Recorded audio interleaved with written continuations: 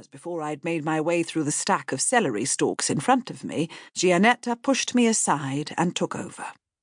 Neither of the women spoke English, but my Italian was good enough to communicate with them, and I soon learned that Mario's mother was more than a little disappointed. In her words, her heart was indelibly wounded, that her younger son had not yet married, despite being the most handsome boy in all of Pompeii. When I asked her who she thought might have attacked him, she shook her head and suggested it was some jealous farmer's son. Further inquiries told me she had no specific individual in mind, only, if I may summarize, a firm belief that every other single man in Campania envied Mario. Giannetta, through frequent eye-rolls, communicated that she did not agree with her mother-in-law, but she admitted it was long past the time that Mario should have wed. When she started to list the girls in town she considered the best potential matches for him, I excused myself and went to find Colin and Pietro. Pietro was stunned by the attack on his brother. "It was not the Camorra," he said, echoing Mario's opinion. "There is no one with whom we are feuding, so it is not a family situation. Only a coward would cover his face with a mask, knowing that I would come after him for retribution. And I do not know any men who are cowards." "Are you acquainted with the Carters?" I asked. "Signorina Cali and her brother. They come to my restaurant on occasion, but I cannot say I know them well." "Do you know any of the other American archaeologists?" I asked. "I imagine some of them are patrons of your restaurant." "Signor Taylor comes with some frequency, and I consider him a friend. He is usually on his own, so I make a point of talking to him."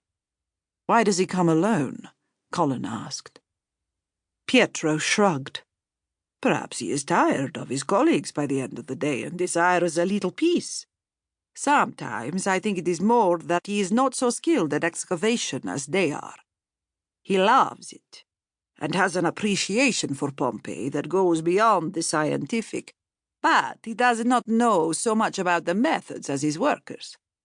He is no useless dilettante, which makes him somewhat discontent with his situation." "Discontent how?" I asked. "His staff seemed to like him well enough." "Forgive me, Lady Emily, I used the wrong word. Not discontent, but maybe embarrassed. He is a strong man, intelligent, the leader of his expedition. All this is because of his money, not his knowledge. You understand?" "I believe so. Do you see any of the other members of his staff regularly?" "Signor Sterling, he comes, too, but not alone. I don't much like his acquaintance. He is with the Camorra. I know better than to interfere when they are around, so I never speak much to them." "Do you know the man's name?" Colin asked. Pietro shook his head.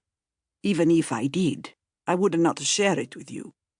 I pay the money to them necessary for protection, but otherwise stay away from the Camorra. He may tell you the man's name, but only if he is irredeemably foolish." We went straight from Pietro's to Mr. Taylor's dig, where Mr. Sterling proved himself, if Pietro was to be believed, irredeemably foolish. He claimed to have no idea that his friend, Michel Fabricino, was connected to the Camorra, and offered to introduce us to him. Colin assured him that was unnecessary. He would seek out the man on his own and question him. That settled, we asked Callie for a private word, walking with her along the Strada dei Sepolcri, the street of the tombs. The Romans did not inter their mortal remains within their cities, and hence graves lined the streets beyond their city walls. Every informed visitor to Rome is familiar with those found on the Appian Way. Pompeii was no different. The tombs here were not yet completely excavated, and their ruined state contributed to an eerie feeling that chased me as we wound our way through them. Just beyond these monuments stood the Villa of Diomedes, where the bodies of nearly 20 women and children had been found, huddled together in a cellar, surrounded by supplies.